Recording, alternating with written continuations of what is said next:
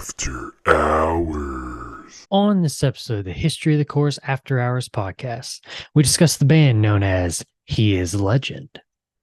Make sure to follow us on Twitter at IsSurvivedByPro for news and the latest episode postings. And make sure to subscribe to the show, leave us a 5-star review, and write us a comment on YouTube or whatever podcast service you're using. Make sure to check us out on TikTok and give us a follow at IsSurvivedByProductions. And if you'd like to see us do some live streams, leave us a comment or tweet us the keyword stream. Now, without further ado, let's start the show. The devil is in Atlanta, army surrounded.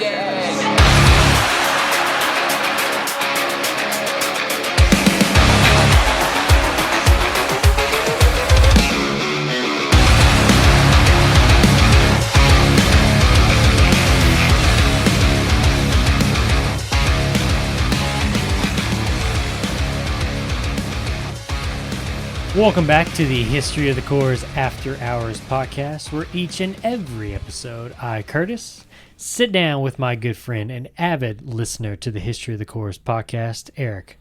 Erik, another episode. Here we go. Another day. What's going on, man? We're still in this heat wave here. And in the spirit of He is Legend, my garden's pretty rough. It sounded wrong. No, I have a garden. I'm growing tomatoes. No, literally, there is a garden with plants. And it's having a hard time. It's looking a little like Boogie Woman, the description there at the beginning, where, let's see here. Now everything I see is brown, dirt and dust, dry rocks and mountains. Do you really have a garden? I do. Wow. This whole time, me and Josh were trying to figure out who the gardener is, what the gardener... It was right in front of us the whole time. Erik is the gardener. That's who He Is Legend is talking about. I am Legend. Just in case you guys... You're Will Smith? Well, in case, I had a cool dog once. Just in case you guys didn't realize what band we're going to be talking about, it's a band called He Is Legend. That's what this episode is all about. Before we start getting into some of the discussion questions here, Erik, a couple of notes here for Josh. I figured out a couple of things when I was making notes for this, and I feel so stupid, but then at the same time it's like, this is me, this is who I am. We were pronouncing the lead vocalist's name wrong. Oh no. This whole time. I thought it was Schuler Krumer. It's actually Skylar Krumer. Don't really know how you get Skylar out of Schuylar, but that's his name. It's how he said it. It's how other people have said it. Huh. So I'll go with Skylar. So that's definitely Josh quit saying Schuler because it's Skylar. News to me. Yeah, but yeah. Like I said, I felt stupid, but then I was like, but this is kind of me. I struggle with words, and not so good for me. Periphery, periphery. What's the difference? They're all the same. They're all the same. Tomato, tomato. The other thing I was gonna say was, Josh, you and I talked about the album Few. You had asked me if they released it on their own, and I said no. They released it through Spine Farm Records. Well, going back and thinking about it after re-listening to that episode where we talked about that, I'm going to go with the opinion that they did the record themselves, and then they got Spine Farm to release the album for them, to distribute it. So I'm going to say Spine Farm wasn't in on like, hey, you needed to be this length, you needed to do this, you need to work with this producer. I think they were just there more for distributing purposes. Just my opinion. So I think we can both agree, Josh, that Few it was done all by themselves. It was definitely a DIY project. So hopefully that makes that album a lot better for you, Josh, because I know it makes it better for me because I love that album. I think I said it was my favorite album. I don't know if it's... after going back and thinking about it, though, I don't even know if I really want to say it's my favorite album because that one's good, and Suck Out the Poison is really good, and I Am Hollywood is really good. So I'm just gonna say those are my top 3 albums. How about that? In what order? Oh God, don't do that to me. I don't like to put an order on my favorite albums. I like to see them all as equal. You know, that's I'm all about adorable. equality. You know. Which is your favorite child? Oh jeez, yeah. It's like children. Which one's your favorite child? Out of those 3, I'll probably say few. But it's close. It's super close. I mean, None of those are a bad pick. I was so. born and bred on I Am Hollywood. So I was introduced to him. And then, Suck Out the Poison came out next. Obviously, you know, you're going in order here. And then I dipped away from him after Suck Out the Poison. And then I was reintroduced to him by Josh when Few came out. He's like, you got to check this out. You got to check this out. They're back. They're back. And I was like, okay, I'll give it a try. And I was like, oh, shoot, they are back. Oh, my goodness. So, yeah. Alrighty. Okay, so we've already started talking a little bit about He Is Legend. But before that, we always kind of do this little off-the-wall question, kind of get a little discussion going. Like Vans, Eric, we're off the wall. exactly.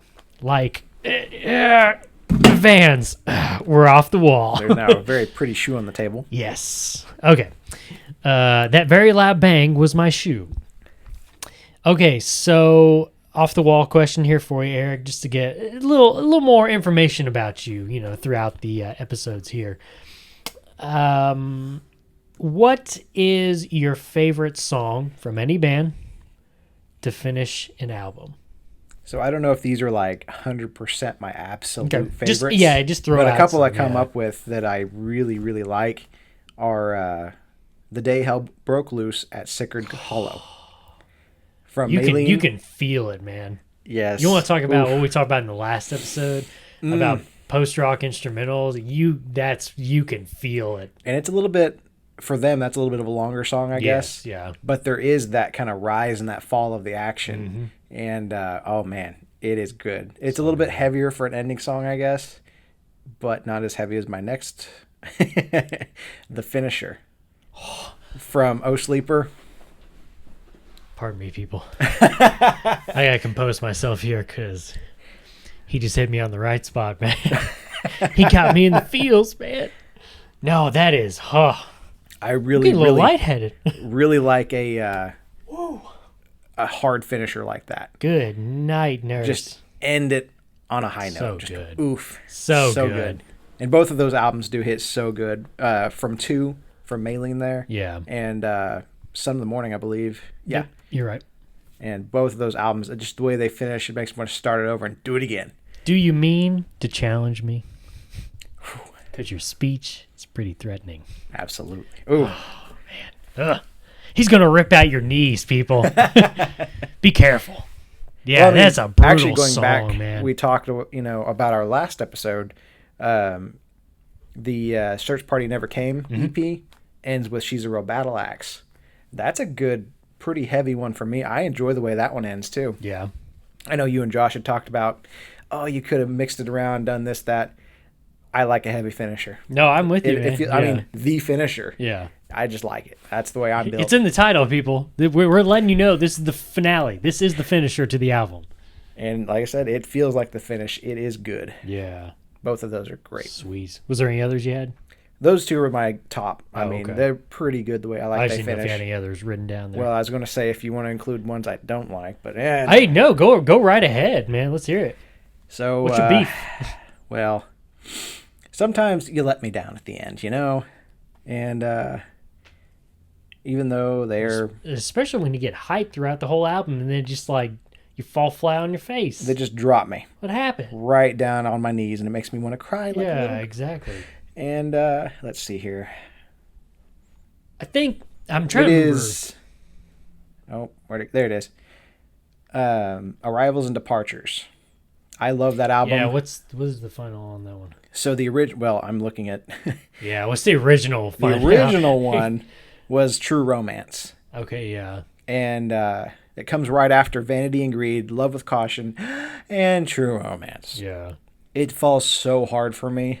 Dun, I was just about to say, isn't that the one? Yeah. What? I mean, it falls so That hard. wasn't me or Eric. He actually was playing the song right there. Yeah. But yeah, I will literally skip that song even to this day. I mean, it's not an awful song, but as much as I love that album, I don't want to hear that at the end of it. Yeah. Like if you would have left it with Love with Caution or, any of those like that, maybe. Or even if the album originally would have came with bonus tracks. Let's see. I think I had them pulled up here. There's so many bonus tracks. Yeah. Or But like the original bonus tracks that come with like the iTunes version, I think is what it was, where Rain Will Fall and Falling Down. Yeah. Like if you would have ended it with Rain Will Fall, that's a pretty good song. I just, like I said, True Romance, it falls so hard from where they were to where now we're standing. Right. So as much as I love Silverstein, there's my beef. I think the reason I came up with this one was, I think in the episode He Is Legend of the History of Chorus podcast, go check it out. Josh had made a mention, I can't remember, it was one of the last few albums. He had brought up the deal of he hates when, I think he said he hates a fade out, at least on the last song of an album or something like that. But it got me thinking about, man, what are some like really good songs to end an album? And the first one that always comes to my mind is Norma Jean's off of Oh God, the Aftermath, Scientification. Just the way that, they get through the ending there when he's going on his little spiel, and then, man, gosh, the part where he just like lyrically he's swirling, he just keeps saying messenger follows messenger follows messenger follows messenger. And then it's like they finally like hit the last note and the guitars are all just ringing and then cymbals are just ringing. And all you have left to finish that album is just a guitar riff. It's like, ugh. It makes me want to play this album all over again, man. That's what I was saying about the finisher, especially. That right. one, it gets me. And I'm like, now I'm hyped. I need another song. Exactly. And so I hit repeat and we do it again. And then the other one I think of is The Chariot. The Chariot's Wars and Rumors of Wars. It's a little bit different, but that last song, Miss Montgomery, Alabama, the third, we salute you, lady. It's kind of a weird ending. It's been a while since I listened to that one, but it's a really good song. I think it comes back, the song kind of ends out, but it kind of comes back with like a swirling guitar, the way they do it, with the pickups and everything. And then the drum set's kind of going with its own little beat. And then it ends, and all you hear is just like the ringing of a guitar getting louder and louder and louder and louder and louder. And then all of a sudden it just cuts off. But the way that if you had the physical CD, which I had, if you had the physical CD and you were listening to it, once that guitar cuts off, it's only like a split second, and you go right back to Teach. And lyrically, it's not, you can't find it anywhere online or whatever. But I think that first word that he says is, I think he says like rephrase or something like that. It was something where it always made me wonder if like they meant for that album to just be like a loop. Oh, just like a continuous cool. Yeah. loop. And like where maybe that one word was supposed to go on the end of that last song. You know what I'm saying? That was just so crazy. Just things like that, man. They're just so cool. I always enjoyed Easter eggs with stuff. Yes. Like y'all were talking here, can't remember if it was the AFI or whoever was doing it, the pre-track. Oh, pre-gap tracks. Pre-gaps, Man, yeah. I love pre-gap tracks. Goodness, man. The hubba tracks. The hoobity-dabba-doo. Yeah, But, the Adam Sandler tracks. Habba-dee-dee-dabba-jabba. But yeah, I always love little Easter eggs like Yes. that, or just hidden things in general, bonus stuff. Always liked Easter eggs. Man, I miss those pre-gap tracks. It sucks, man, since we got into this digital age of just like iTunes and everything's just streamed through Spotify. You can't do that. So like that nuance is like gone. Yeah. You can still find some of those pre-gap tracks on YouTube.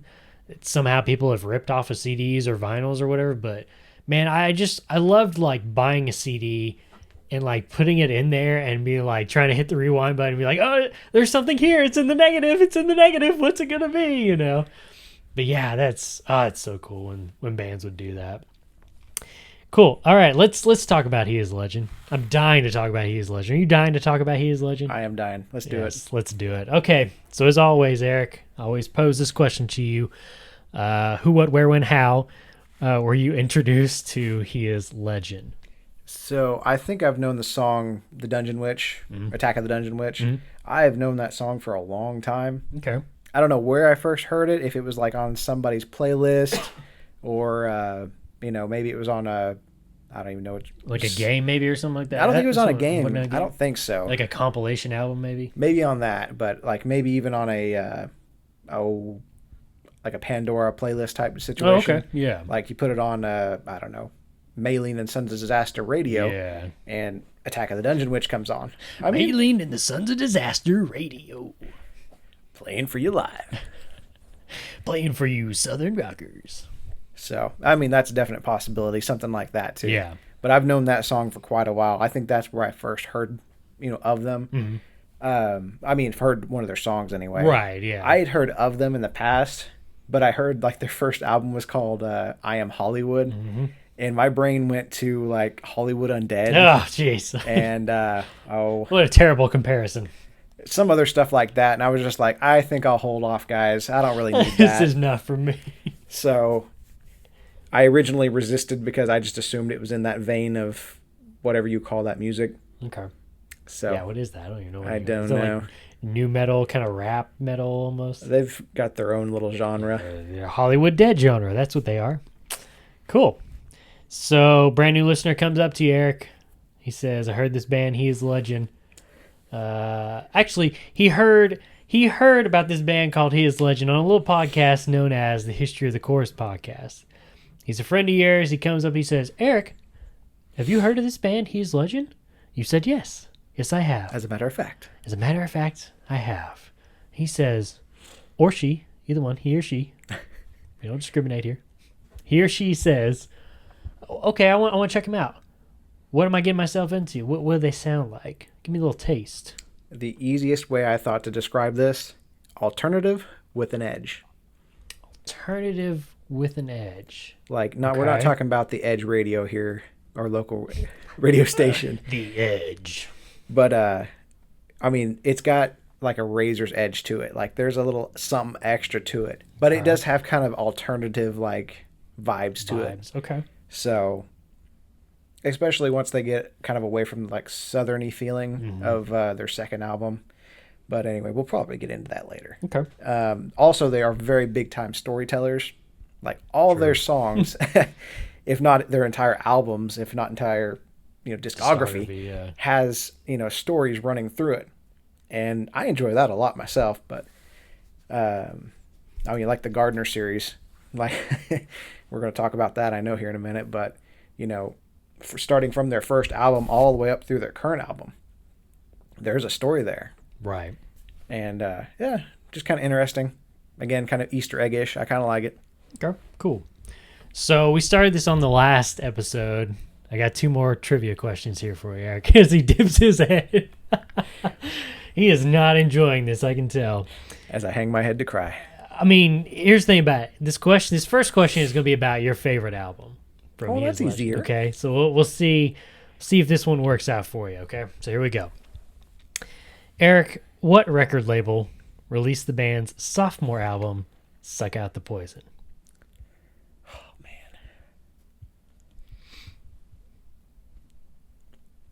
I'm trying to think. Like, do they have a little symbol there on the corner of the album cover that I'm trying to visualize? I don't think they do. No, it's on the back. We're gonna. I think we'll talk about that album cover too because it's interesting. Right, it is. Very interesting. But I think they're little symbols on the back of the album. Yeah. Unfortunate. Because I only have the front cover. Yeah, I only have the front cover in my brain. See, Spotify and Apple Music, you need the back covers too, man. Yeah, I mean, it's part of the music. You should be able to, like, when as a side rant, yeah, like, you get into, like, there's a lot of albums that actually have their front and their back actually go together. Right. And used to, you could, like, take one out and put it on top of the other, like Escape the Fate. And the front of the album has the girl from like the nose down. Really? Okay. And then the of it back has, album top? has like the eyes. Didn't know that. I don't remember if Okay. it was the back or if it was the it might have been Something the inside or cover of the whatever. lyrics. Yeah. The lyrics book or something. That's both. cool. And you put them together and it makes a whole face. Okay. And really creepy looking, by the way. Yeah, But- creepy looking with just the first half, man. It makes it extra creepy with the second half, I Oh promise. boy. But I'll have to look this up. anyway, that just a side note. I miss physical copies Those of are the things. good days, man. Well, even like the lyric books, like you get the ones that were like fold out like a big map, basically, yes. and with like all the artwork and everything's connected. And you Oh, could it's hang that on cool. your wall, pin it up like a poster. I've got a bunch in my wall, my room, man, in my walls. There you Yep. go. But anyway, back to the question. I have no. Would you like me to reword the question or tell you the question again? No. Unfortunately, I remember it. Okay. It is burned into his mind. Unfortunately, not the answer. Solid state. Whoa, buddy, you got one, man. Did I? That's Oh, a wow. good one. Yep, solid. I was like, I State know that's in there records. somewhere, but I couldn't remember Yes. where. I was almost going to give you a hint and be like, hey, we talked about this band like way too much on this one, yeah. one, but well, we have on this one, but our OG I mean, podcast too. Solid state seems to be a common thread running throughout the podcast. Solid State Records. We're in everything. Yeah. So good job, man. 1 for 1 so far. He went 0 for 2 on the Vanna episodes, so we'll see if he can redeem himself. Well, I'm already feeling better. Yeah, I think you might be able to get the next one too. It's Just a it might. shouldn't be that hard, man. It shouldn't be. I don't know. We'll find out. Okay, so when this band started, Eric, they didn't just come up with the name He Is Legend. It took them a little bit. They had to go through several names. I want you to rate / give me your thoughts on these early band names. They are as follows: Stronghold, No One Wins, as in the number one, and the final one here is the Uriah Omen.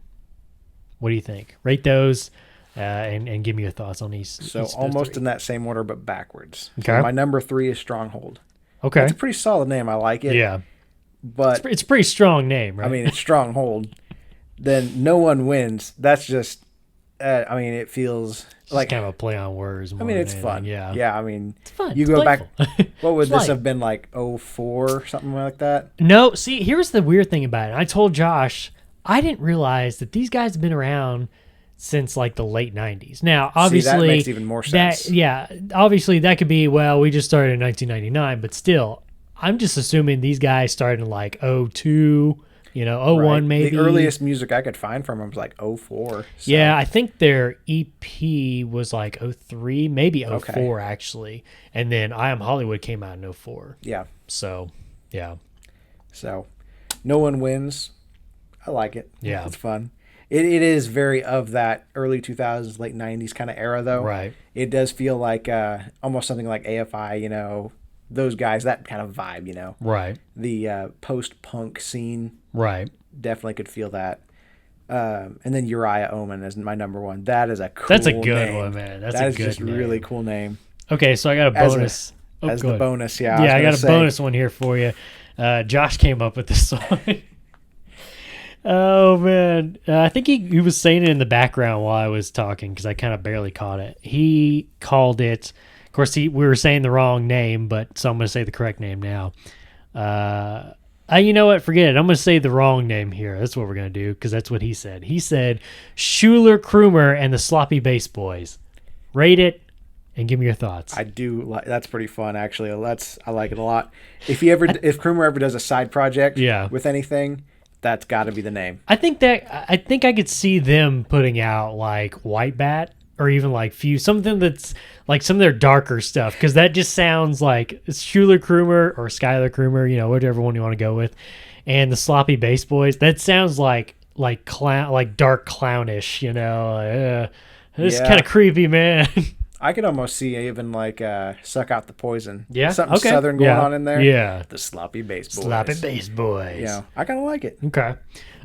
Speaking of band names, this is away from He Is Legend, but over your years as being a fan of music, have you ever come up with any band names just on just for fun? we had a project Okay. many Man, many years I forgot ago. all about that, man. And little acoustic project mostly, I guess. Mm-hmm.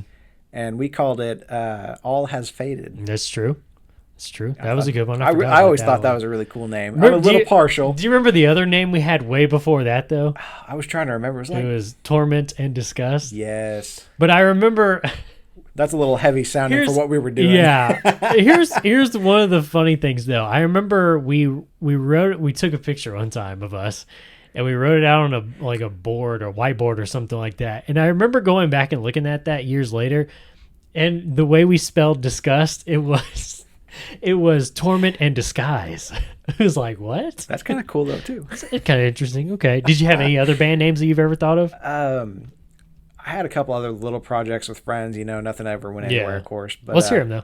I don't think I ever made it to the point of actually making a name. Okay. It was like, are we good together? Are we going to make some music together? Yeah. Nah, okay. Let's not worry about names. Okay. then. Yeah. So, I mean, it would be good to, know that you're going to work out first before you start saying, Right. what are we going to call ourselves? let's You get on know? the band name generator website. and- Exactly. Yes. Okay. So, well, I've got a few here, and I would have had more, but tragically, the other day I realized that I lost some files. Ooh. I was devastated, dude. That had a lot of old lyrics and a lot of old band names that I had come up with. So I had to kind of throw these back out there off of memory. So I'm gonna say a name or a few of these names here for you. I'd like you to rate mine and give me your thoughts on them too. So the first one, the one that I stick with the most, and I've made some acoustic music off of this, is Long Live. Obviously, I've taken that one from The Chariot.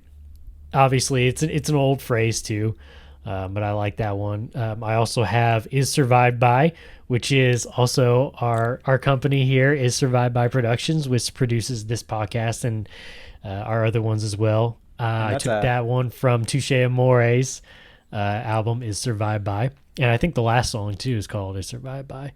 But it's such a good name, and I was so shocked that nobody's used that name before. Like, you go on to Google and you're like, all right, Is Survived By bands. Right.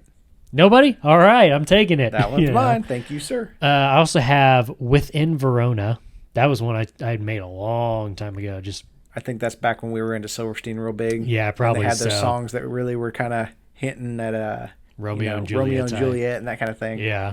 I also have one called Skyline Drive. Not to be confused with Skyla Drive. Because I didn't even think about that band until I was typing it out. I was like, oh, Skyline Drive, a Skyla Drive. That's weird. I will tell you, though, that I got this one. No, wait a minute. No, it's not called Skyline Drive. It was called Red Skyline Drive. Because there's a street here where we live on the west side of town that's called Red Skyline Drive. I was like, oh, that'd be a cool band name, man. There was a local town here years ago that kind of the same thing, I guess, where they used to meet and do band practice was you go out downtown, you take a left on Harvard. Mm-hmm. So that's what they named their Left band, on Harvard. Left Oh, on yeah. Harvard. Yeah. That's So right. I guess that's where they used to practice or something that was specific about that place. But Yeah. that kind of same idea is Left on Harvard. Okay, nice. The last one that I remembered here was one called, it's a little bit longer title, but it's called That Little Band of Gold. So if you could give me, rate them and maybe give me your opinion on these names: Long Live, Is Survived By, Within Verona, Red Skyline Drive, and That Little Band of Gold. What do you think, Eric? I always liked Long Live. Yes, That's just it's just a good phrase overall. it's a good phrase. It feels good. It's got I don't know, it rolls off the tongue well. Yeah. And I like a band that does that. As much as I like Maylene and the Sons of Disaster, it's an awfully long name. That's a long name. And, Matt Sod. Yeah, that. Or Iwabo. Iwabo. I wrestled a bear once. Yeah, that's a long name, and then we can cramp it down to Iwabo. Iwabo. But Iwabo. and then that little band of gold, it made me think there's a band that's been playing at the Vanguard here recently called My So-Called Band. I think I've heard of them, yeah. And I haven't heard of their music yet or anything like that, but I guess they're fairly local. Okay. And they've been playing quite a bit over there at the Vanguard. Mm-hmm. And it made me think of that when, That Little Band of Gold. I was like, it's like my so-called band. Nice. So Cool, man. Is there one in there that you're like, not particularly. Okay. I always thought between me and you, we come up with some pretty good names for we stuff. do come up with some pretty But good names. again, I'm a little partial. I mean, we're not humble at all, man. I almost hurt myself the other day patting myself on the back. So I've seen it. No. All right, let's move on here. Let's get back to He Is Legend. You referenced the gardener. I think we figured out that you're the gardener. So why am I even going to ask you this question? No. because I know He knows what's up with the gardener because he is the gardener.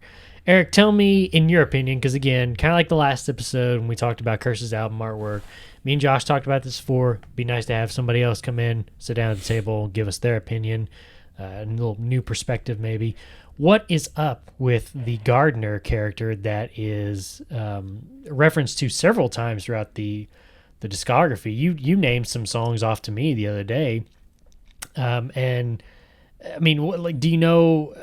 Is there maybe a representation that you can see, like what it represents, that character? And then second question with that is, can you think of a centralized character in other bands, kind of like the gardener? Well, let's see. I guess first off, it is an interesting concept to have a concept that runs a thread through your entire, discography. Right. I mean, from top to bottom, starting with I Am Hollywood with China White, all the way up to, I think it's Return to the Garden in their latest album. Yeah. And everything in between, they have at least one song on every album that has something about that. Really pretty cool. I mean, throughout 7 albums, still sticking to your guns like that. Right. That is a... Stick to Your Guns, a good band too. There you go. I think there's a couple of songs named that as well.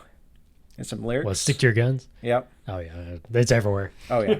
I was just thinking kinda- Silverstein, well, Stick to Your Guns. yeah. There's that lyric Stick in... to your guns. yes. Yep. Can't remember what that one is. It's off of Arrivals and Departures. What is that It one is. called? It's the second or third song. I know the beginning. Do do do do do do do do do do do. Well, I would have known if you wouldn't have asked me. But Yeah, I know. I don't know why I can't think of it all of a sudden. No, it's not that. But anyway, go ahead. While you're looking that up. Yeah. So the closest thing I could think of was something like The Unforgiven from Metallica. Okay.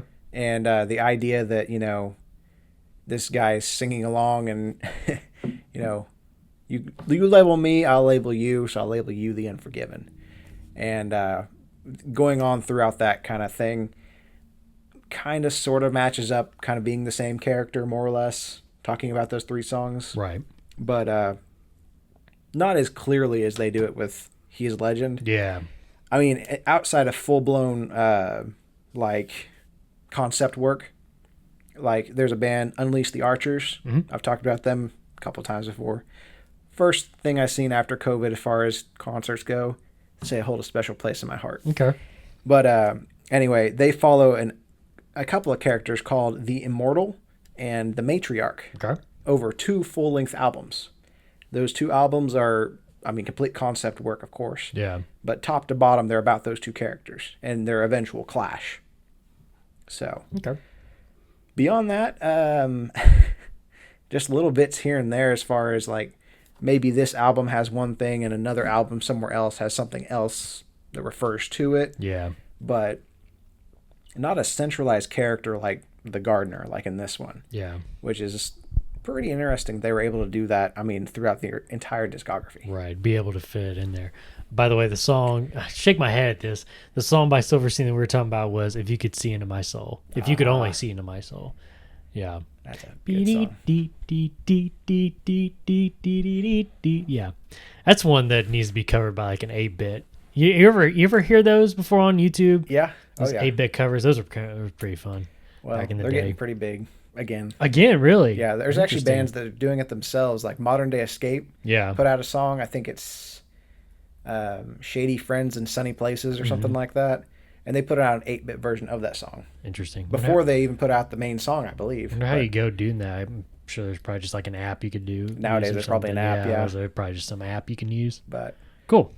anyhow, Okay, so I said this to Josh on the podcast on the original episode. Their first full length album, I Am Hollywood, to me, compared to at least, going on to the next album, Suck Out the Poison, and then even just looking at their whole discography, I Am Hollywood to me has a lighter feel to it, musically, at least musically. The guitars aren't like, they sound pretty clean. There's a little bit of distortion to them, but not as much as like through the rest of their discography. That doesn't feel as heavy. And I think one of the things too is like the color scheme on the album probably, puts that in my mind. It's kind of light. It's, it's fun. It's playful, It's bright colors and pretty. Even though it's like intestines or whatever, it's yellows and purples. It's fun. No, it's fun. Trust me, it's fun. So I didn't know if somebody else maybe kind of felt that same way too. I think Josh kind of was like, yeah, I think I could see that. So I didn't know how you felt about that. Lyrically, let's just compare it to their sophomore. Right. So I Am Hollywood going on to Suck Out the Poison. Go ahead. So lyrically, maybe just a little bit in lighter ways, but both kind of get a little, I guess, ballad-like is the word I'm looking for. Like they do tell stories. I mean, eating a book tells me a weird story. I don't want to eat a book, man. But there's a monster in my room. We discuss movies over coffee. What? What? That's the lyrics, man. Yeah. But anyway, yeah, I mean they're both very, they tell me stories about stuff. Whatever the story is, who in the world knows, but it's a story. I mean, only Skylar knows. Yeah, it's avant-garde. It's art. You don't understand. Like the Chariot. You just don't understand. But we still love it anyway. But we still love it now. It's all good. But sound-wise, the thing that hit different for me, his cleans in I Am Hollywood were definitely a little cleaner. Yeah. I think we'll talk about that a little bit more here in a minute. But that was the big change to me, why it was a little bit lighter sounding in general. Right. I think one of the things, too, with the vocals to me, in terms of the lightness, was there's at times during the production that they kind of do this weird work on his vocals where it's really hard to describe.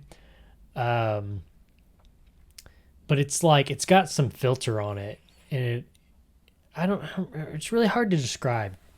I may be able to do it later on when I listen to it again, but it just, his vocals are very clean overall, which is weird too, because like, in Suck Out the Poison, his uncleans are unclean, man. Oh yeah. But it's weird too, because like, I feel like I Am Hollywood, his uncleans are very unclean also, but they get away from that.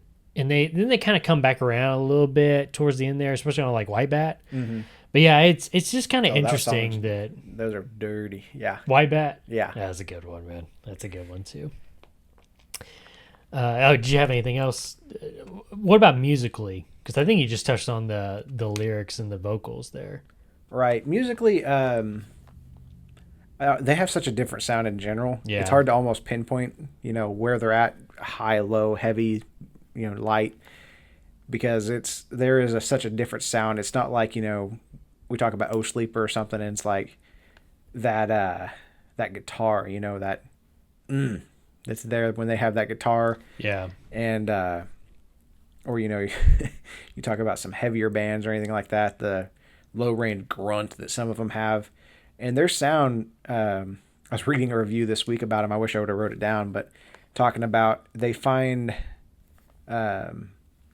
these musical, the combination between the music and his voice and the harmony that it makes, they find that harmony in the strangest places. Okay. Is the way this person was writing it. That's interesting. And the way they wrote it, I was like, I actually agree a lot with that, actually. Okay. And it made a lot of sense when thinking about it that way. And I mean, there's growth there. You can see going from I Am Hollywood to their sophomore album, Right. Suck Out the Poison. There's growth. Right. And other than that, I don't know if I really see, so much lighter. But I think the vocals is the part that really did it for me. Yeah. Okay. Yeah, it's interesting. I just remember I listened to this band. I probably like I was either in 8th grade or freshman in high school. So that we're talking 06, 07. And obviously I started out with I Am Hollywood, but the seduction was the first song I ever heard from him. And I just remember, like, at that time we're listening to, good Lord, we're listening to, like Silverstein and Between the Buried. We're really heavy into like the Victory records, at that time. But even getting to stuff like, All Shall Perish and Job for the Cowboy, like heavy Oh stuff. yeah, Bring Me right? the Horizon was in there. Yeah, Well, in Bring their Me heavy days. Horizon, yeah. And so Whitechapel, my goodness. Yeah. So hearing like He Is Legend, it was a change up. But then at the same time, I always think of kind of the breakdown part in the seduction. I had it and I've already lost it. But it's like, I can just see it because I remember watching the music video. It's like their guitars, they're just headbanging, they're getting it on the breakdown part, man. It's just like, oh, this feels nasty, man, like in a good way. But Right. like it's heavy, but like these guys aren't like Job for the Cowboy, or it's like, I can't believe you can do this, with this yeah. music, and he's singing too. What? But this is still so good. And then he's doing some unclean vocals, just all over the place. I just remember I was like awestruck by that. I was like, oh, this band is so good, man. I gotta get more, man. So, but it was weird too, because like it took me, I didn't like immediately go into Suck Out the Poison right after that. Like it took me like a few more years. Now I was like, I need to go back and listen to this band again. I was like, Suck Out the Poison. Oh, let me try this one. Sophomore album. Oh my God. It's like, what have I been doing? I've been living under a rock, So, but yeah, talking about the vocal, the vocal change at least from I Am Hollywood to Suck Out the Poison. He went on record talking about Skylar Croom, that is. He talked about, my voice is going to change, obviously, because of, the smoking and the drinking and obviously just maturing in age. And then couple that with, wanting to try a different sound, because obviously they went more Southern, on this next album compared to what they were doing on I Am Hollywood. So if you could just describe the vocal change that you're hearing, Eric. It's definitely a little more rough, Yeah. a little more gravelly is a good word. I thought was descriptive of it. I like that. Gravelly. And I really do like the new sound they come up with, too. Yes. Like a little bit more Southern, but it's not like overtly Southern where it's just like, I went to the Southern store, got the Southern thing, yeah, blown in the jug. It's just not like in your face Southern. It's Right. It's enough. It feels good. I play a mean jug, folks. Oh, he do. So, but I do like that new sound for sure. I just hope it was on purpose vocally and not like Not all smoking and drinking. right, or just the way we've talked about how Oh, screams and vocals back then, yeah. you didn't know what you were doing necessarily. You could blow your throat out real fast. Who can do it the gnarliest is what I always like to say. That's what it was a competition back And then. it was. It was a pissing contest back then. And they did it hard. So I mean, I guess he was doing it in a way where it wasn't killing his voice. He made 5 more albums after that one. So Right. I guess he's doing okay. But Yeah. like I said, I hope it was on purpose and not that he was on the verge of blowing his throat out. Right. And because we heard several bands about make man. their end doing that. It wouldn't surprise me though, man, because if you go back and you listen to those screams on I Am Hollywood, man, some of them are like pretty shrill and Yeah. like that's borderline. I can see his vocal cords shredding right now. Yeah, like that. Oh, my throat, it just hurts listening. Oh God, I need some lashes. Yeah. So, like I said, I just hope it was on purpose. Yeah. Hopefully so. Okay, yeah. Let's talk about album artwork. We love some album artwork.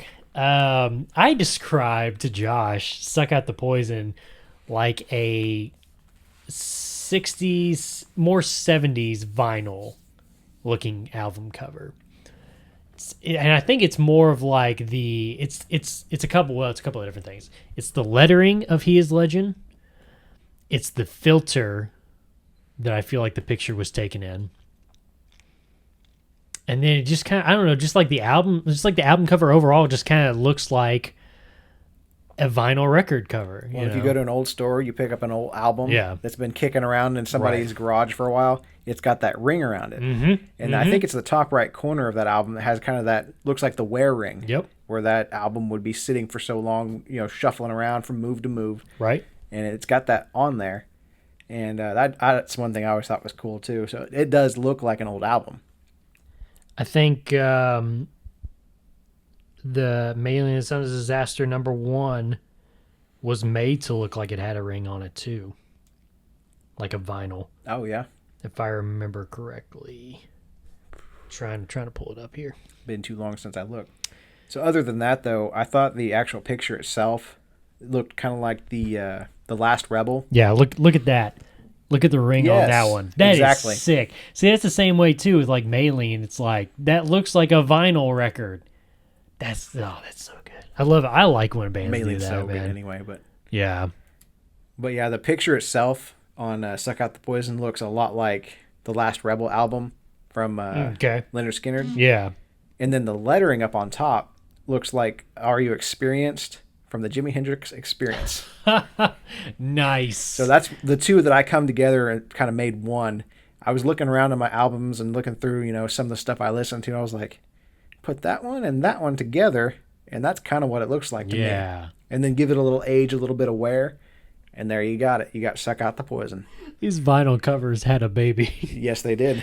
And they birthed Suck Out the Poison. Okay, cool. I love it. It's one of my favorite album covers out there. What about... Tell me what is going on in It Hates You. That has got to be one of the most random album covers I've ever seen. It looks like one of those things where it's like you give like a bunch of kids in grade school magazines and scissors and tell them, hey, make a picture out of this. It's like, what in the world? Describe what's going on there, Eric. I'm sitting here laughing because I don't even know. But it's crazy, man. The best I got is I made myself a little story. Yeah. I'll share it with you. Oh, please. So the ancestor, the bat, or not the bat, but the pterodactyl thing in the corner there, is beaming the past knowledge of its life into the descendant's brain. He's going deep here, people. I mean, it's better than a ostrich wearing a party hat.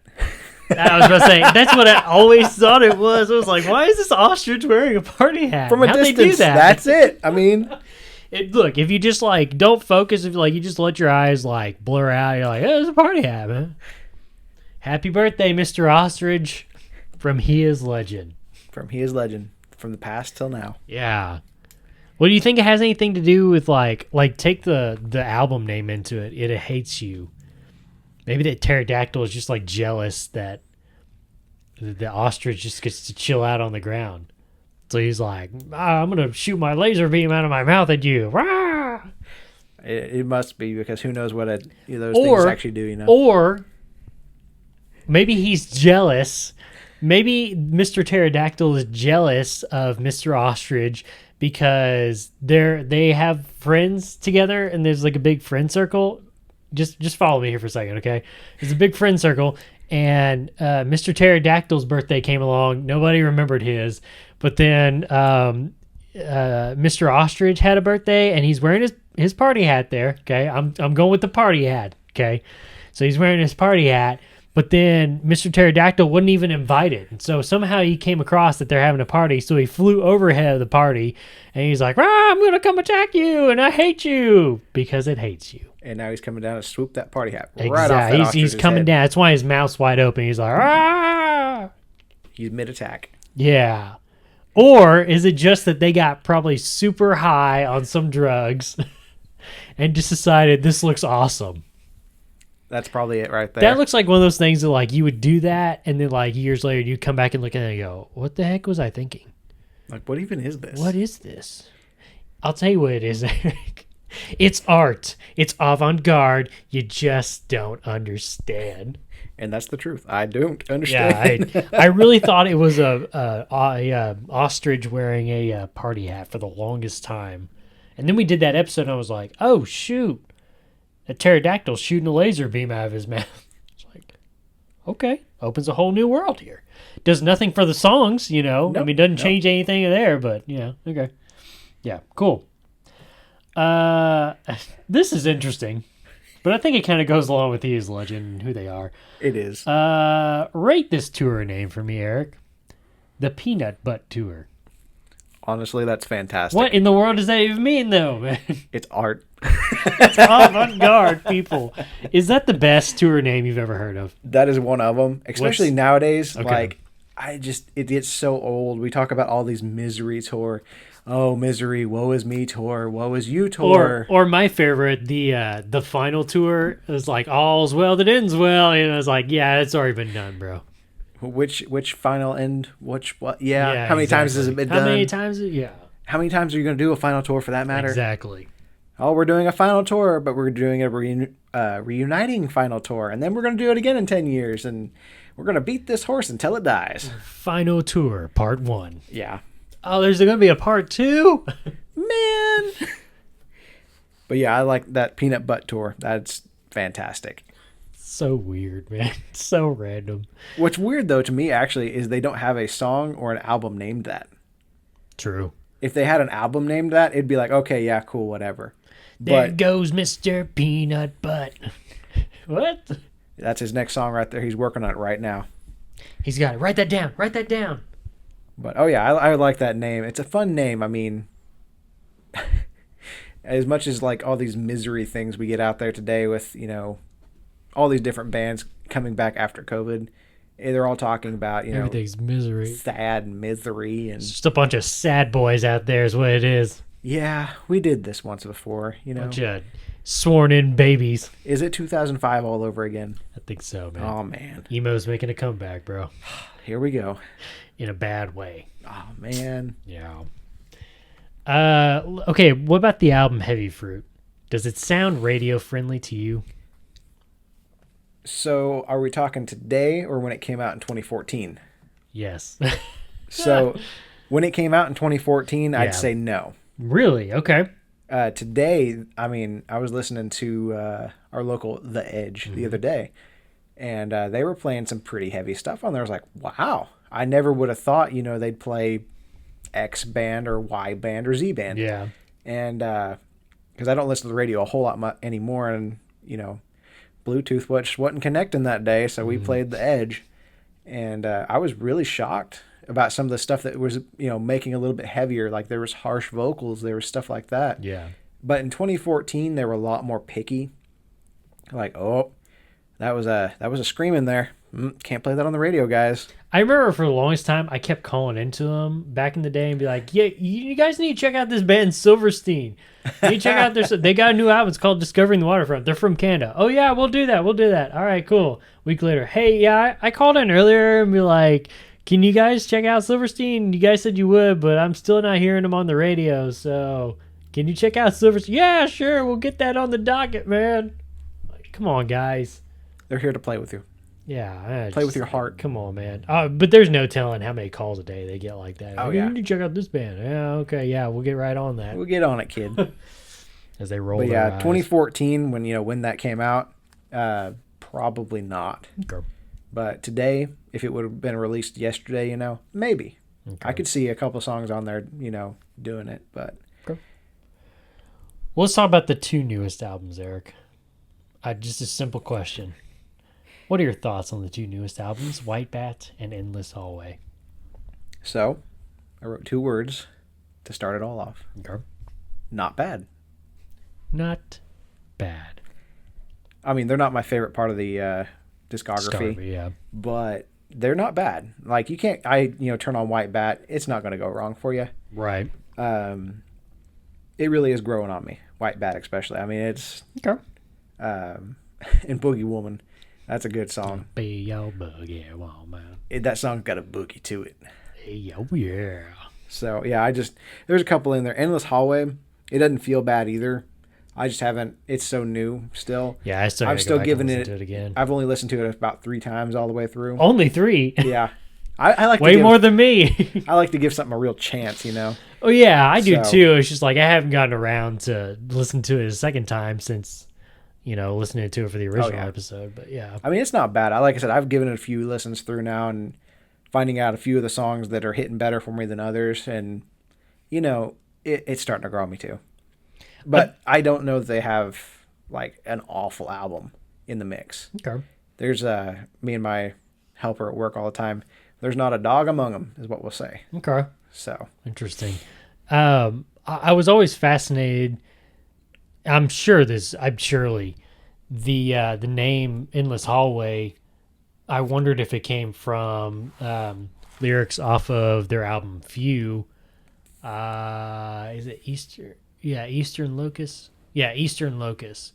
And it kind of gets down to the breakdown part, and he talks about I choose to live in this endless hallway, and I remember going back and listening to it for the original episode to do notes and everything, and I was like, oh man, I wonder if they just used that line for the title of the album. I was like, that's pretty cool. Nice little connection there too.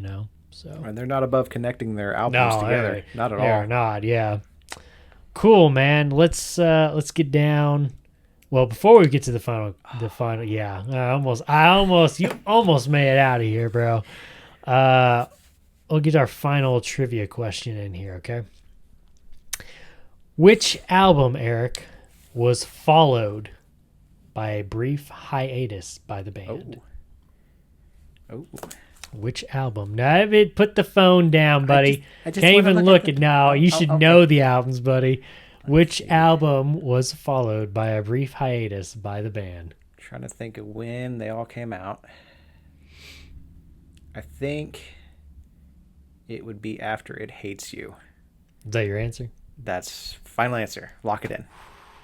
2 for 2, man. Woo! I like it. I was man. pretty sure they came back with Heavy Fruit. And Yeah. that one didn't hit as hard for me Yeah. as a whole. So See, I always thought they came back after Heavy Fruit. And I again, it's kind of like, yeah, Heavy Fruit didn't hit as hard for me, so I felt like Right. it was one of those where like, okay, they just kind of was like, yeah, we faded out. And we came back with Few, man, and Few's it a- would make sense too. It's like if they did it on their own and they just had Spine Farm distribute it, it would make sense that they That's would true, come too. back from a hiatus to do Few. So very interesting that the way that all went down. But good job, Eric. 2 for 2, man. I See, got buddy, him. you got this Got one. him, You got coach. this one. All right, let's take it on out here. We're on the home stretch, round and third, buddy. Coach is waving you in. He wants to know though before you get to home base, what's your favorite album, your some of your favorite songs, lyrics, and as always, if you got any riffs, buddy, I'm here for them. all the riffs. All the riffs. We want all your riffs. Just listen to them all at once. Oh God, that'd be weird. Just a mash of sound. Ah, what's happening? Are my headphones broken? It's the Chariot. Oh my goodness. How would you describe the Chariot? Well, take your favorite band, all of their guitar riffs, overlay them all together, and then just play that song all at once. That's the Chariot. Just a little chaos for you. That's kind of interesting, actually. That's interesting. I'll have to throw that one to Josh, see what he thinks. We'll see. We'll see. But throw that one at him. Okay, go ahead. Lyrics. I've got. Let's see. This one comes from Air Raid. Okay. It is. Is it over yet? Was that it? No. Oh, okay. No, I'm just laughing. Because I'm wondering, is it over yet? The Fear in the Sky from Burning Red. Oh man, my handwriting's awesome tonight. Woo! A lesson learned. I don't know why, but she's out of breath and at the door of death. It's clandestine, but she hides it well. Isn't it, man? Just the way that bounces right there at that end there with the music. and Yes. everything. Oh, it's so good. She hides it. She has well. what she, man. And the fact that he just uses words just ever so casually like clandestine. yeah, Like I was like, what does that word even mean? I had to, pull up the old dictionary and like, what does clandestine mean? And what does it mean? it means something done in secret.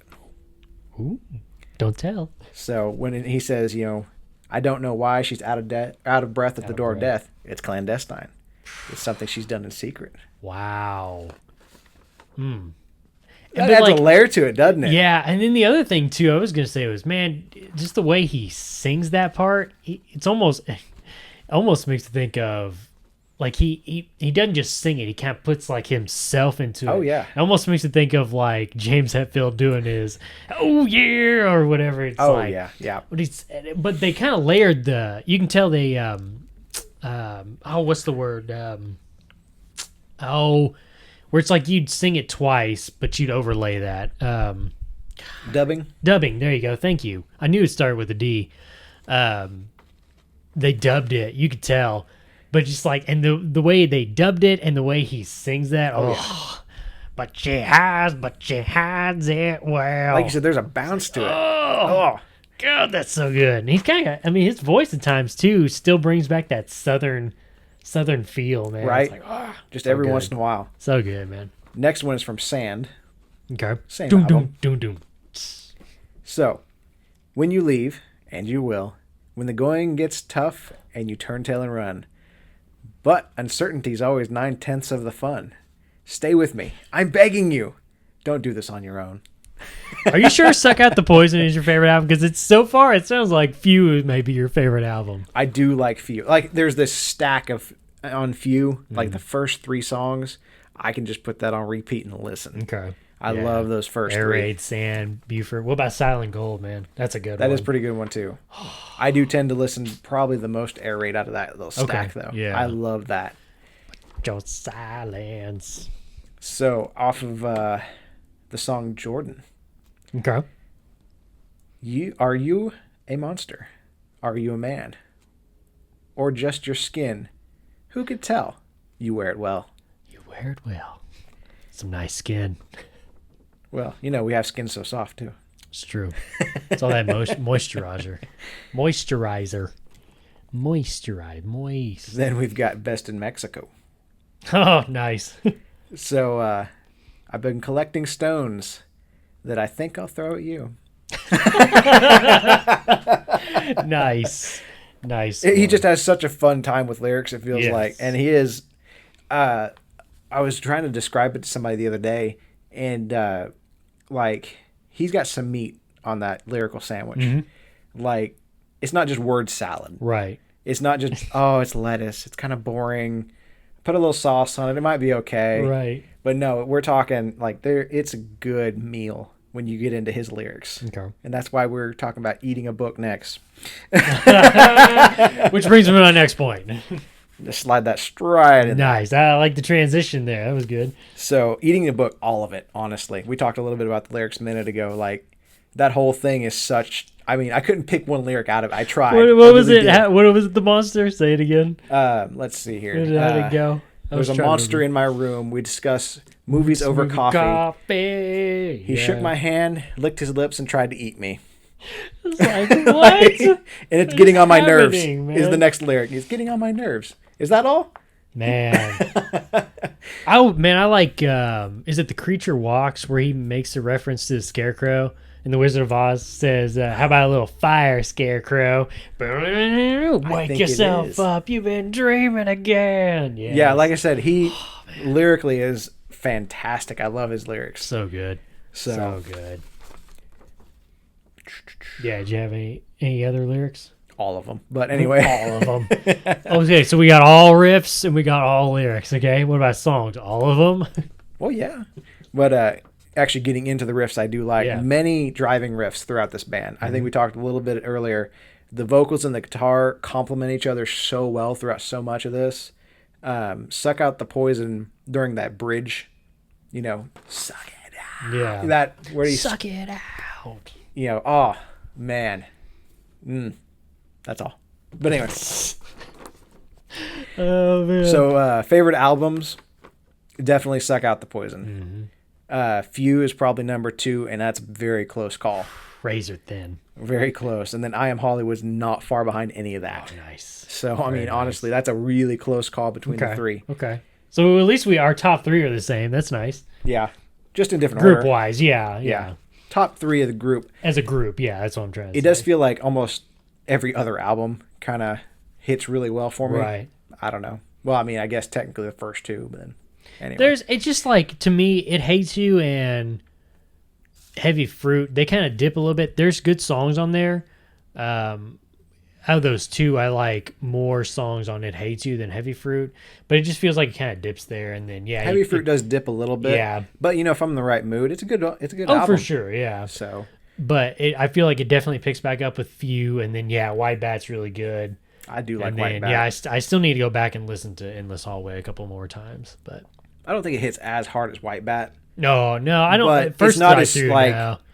getting closer to radio friendly like Heavy Fruit was Right, either. It's yeah. not like that. So Yeah. Okay. But anyway, songs. You Yeah. know, I like to give you top 3. Give me top 3. Number 3. So I really like eating a book. He really wants to eat that book. Can I? Are you done with that book? Can I eat that book? Num. Yeah. I mean, it's just a fun song. It has a really bouncy, like you said, bouncy. Yeah. And a lot of their stuff is kind of bouncy and it's kind of catchy. And it's one of those that's catchy. Down. Yeah. Jeez. So Isn't it at the very end there? Didn't he say in the lyrics? Did he say, "I want to see you explode"? yes, I want to see you explode. And he repeats that a few times. yeah. Oh yeah. Don't you think it's strange? Yeah, Still don't it's know good, how to man. kill you. Man.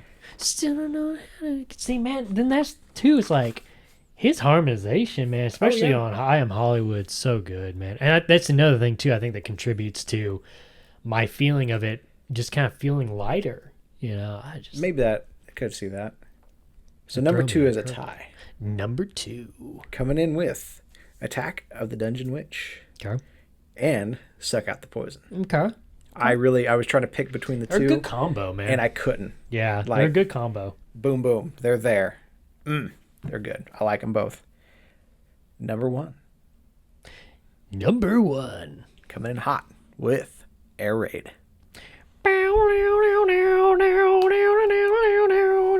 I love that song. It's a I good really way. do. It's an interesting way to come in with just like the cymbals. Yeah. Yeah, it's very interesting. And then it's almost, I don't know, like Middle Eastern sounding. That's what I was gonna say too, Yeah. man. Yeah. Not quite like, hardcore like we were talking about. Colors right. has that song on there. What was Informal it? Gluttony. Informal Gluttony. Yeah, It's not quite nothing that heavy in your like that. face. Yeah. But it's like almost kind of in that scale. Deserty. Yeah. Makes me. I picture a desert if I close my eyes and I listen to the song. Here's a pyramid in the background. I can see it. Hi. Hey. Oh, they're waving back at me. Oh God, is that the aliens? Oh no. Oh no. So, yep, that's my top 3 for sure. Well, Nice. 4 technically. But This has been Eric's top 3 songs, brought to you by the Church of Track 7. we didn't talk about track 7. We did not, man. But they got a few good ones anyway. Yeah, let's talk about track 7s. You want to? Let's talk about track 7s. I'm dying to talk about track 7s. Track 7 on I Am Hollywood. The Walls Have Teeth. Good one. Good one. Suck Out the Poison. Serpent Sickness. Okay. One off from Electric Throat. Now, I will say this, though. Technically, we can make Electronic Throat number 7 because opening track number 4 or number 5 is an instrumental. It's a quick interlude instrumental. So technically, we can make Electronic Throat number 7. And I know that's going to make Josh very happy because he loves Electronic Throat. Down, down, down, down, down. That's a good one. What do you got on It Hates You? What's that one?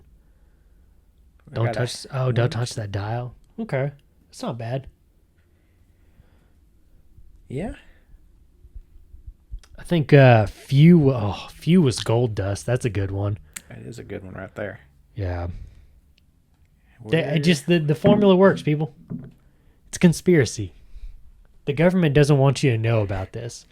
But we here at the History of the Chorus podcast and the History of the Chorus After Hours podcast have solved the mystery. We know the truth. We believe. And so should you. Yeah. All hail track 7. All hail track 7. All hail. Yeah. Was that it? You said your favorite album, right? I mean, I know what it is. Suck Out the Poison. Right, Oh it's yeah, that's definitely- right. You said those 3. That's Definitely right. Suck Out the Poison on top for Okay, sure. gotcha. I mean, gotcha. I agree. I think Josh described it as the most Southern. Yes. 100%. I like it. The album, the cover helps. The with cover that. does help. I mean, it starts you out thinking about it. With the Southern, yeah. But yeah, with as big fan as we are, Hey. three of us I like Maylene so well. Right. It sounds like anything that is getting into that area of a little bit kind of that southernish metal, Right. we're gonna be in on it. I mean, speaking of, album covers and Suck Out the Poison specifically, forget Endless Hallway. How about an Endless Staircase? Huh? How Yeah. about that? Yeah. That sounds scarier to me. It's interesting. Very, very interesting. Any final thoughts on the band known as He Is Legend, Eric? give them a check. I mean, really look into them. There's probably a song in there you like. He guarantees it, man. They have, 7 full-length albums, several, EPs and singles and whatnot. Do you remember those? I'm sorry, but this just made me think of something. Do you remember those old Men's Warehouse commercials? That guy was like, you'll like the way you look. I guarantee it. Well, Eric's sitting here saying, you'll like what you hear. I guarantee it. Absolutely. Yes. Yeah, even if it's just 1 or 2 songs, I'm sure. I think there's something out there for everybody. Right. And they are catchy enough that I think they're a little heavier end of that, like I said, kind of alternative-ish kind of sound. But as a whole, I bet you'd find something you like if you give them a good try. Okay. And like I said, if you like a story in a song, these are one of the few guys out here that are still just, still doing it. They're writing stories and they're putting lyrics to them, putting songs to them. Sweet. Alrighty. Well, that's going to do it on this one. Let's get on out of here, Eric. Make sure to follow us on Twitter. Would you like to read our outro? I just thought of this. Would you like to read the outro? You got it. Man, he's going to read the outro one of these days. Make sure to follow us on Twitter at IsSurvivedByPro for news and the latest episode postings, not just on this show, but our other shows as well. What other shows do we have, Eric? We have the Red Right Hand Podcast. What's that one about? We talk about shows and movies and things. Yeah, we have we've got the History of the Chorus podcast, the daddy of this show. The OG. Who's your daddy? The OG, the History of the Chorus podcast. That's me and Josh talking about the bands that me and Eric are talking about. Back and forth, back and forth. It's a circle. It's a circle, people. It's always a circle. But y'all go in depth. We do. We go more into the history, sometimes the endless number of member changes. That's the endless hallway. Dude, we are just about to do Zayo. I might have to kill myself right here. I'm not going to, but just the amount of member changes in that band, knock your socks off. So make sure you wear socks when you listen to that episode. 2 or 3 layers, maybe. And it's going to be like a 3 to 4 part episode. So, yeah, it's just, they've been around since like the mid 90s and they've put out like almost 20 albums. It's ridiculous. Dude, they went on a run for a while there where there was a full length, not EP, full length album every year. Wow. It was ridiculous. And we're not talking like, 6 or 7 songs. We're talking about like 10 to 11 songs on each album. It's ridiculous. Anyway, ran over. Back to what I was saying. We also have the Red Right Hand podcast, which covered all 6 seasons of the Peaky Blinders and then some. And we've also discussed the future of the series, whether or not we're going to get the movie or not. We'll see. Time will tell. There's also the Throne of the Dragon podcast, which has covered season 1 of HBO's House of the Dragon, soon to be season 2 when that comes around, hopefully very soon. Currently, we are in our Targaryen family history series in the off season, as we call it, where we start from Aegon the Conqueror and we go down. We talk about his children, so on and so forth, through the Targaryen line. Basically all the way up to House of the Dragon. I think even beyond that too is where we're gonna go. I don't know. I'm just there. Josh is the one that leads that one. So, also while you're on Twitter, make sure to follow my co-host Joshua Lynn Gary. Make sure to leave us a 5-star review and write us a comment on whatever podcast service you're using. And if you want to listen to us, I almost messed that one up. Whoa, hold on now. If you want to listen to us and see our smiling faces, head on over to our YouTube page. Just search Is Survived By Productions, and that'll have every episode from all of our shows.